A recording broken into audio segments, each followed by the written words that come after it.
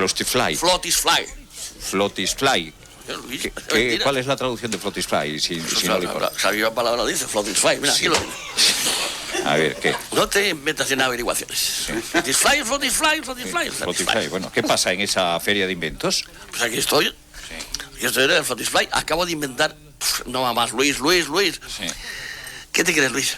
¿Esto crees que es una estupidez? No, criatura. Esto va a cambiar el sistema económico de toda la nación del mundo. Norteamérica del norte y Norteamérica del sur. Sí. ¿De qué se trata? Te preguntarás tú. Y se preguntarán estos muchachos imberbes que te rodean en el Estado de la Nación. Cuando lo diga, sus vais a caer de culito supino. Y os preguntaréis unos a otros, ¿se trata de un nuevo sistema solar? Otros, los más necios, ¿se trata de una lavativa infrahumana? No, nada de eso.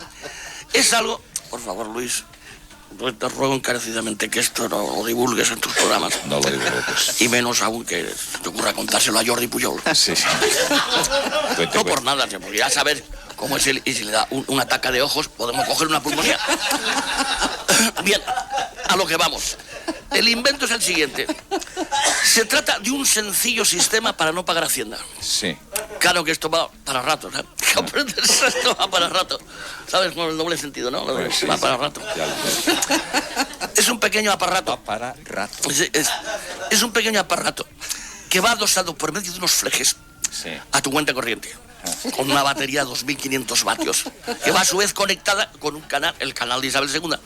De modo y manera que cuando un inspector de Hacienda intente meter mano en tu cuenta corriente, le da una descarga eléctrica que le deja electrocutado. Hasta que no te devuelva el 56% de lo que Hacienda intenta llevarse por pagar. O sea, tienes que pagar asistentes también. ¿Qué te parece, Luis? ¿Qué te parece?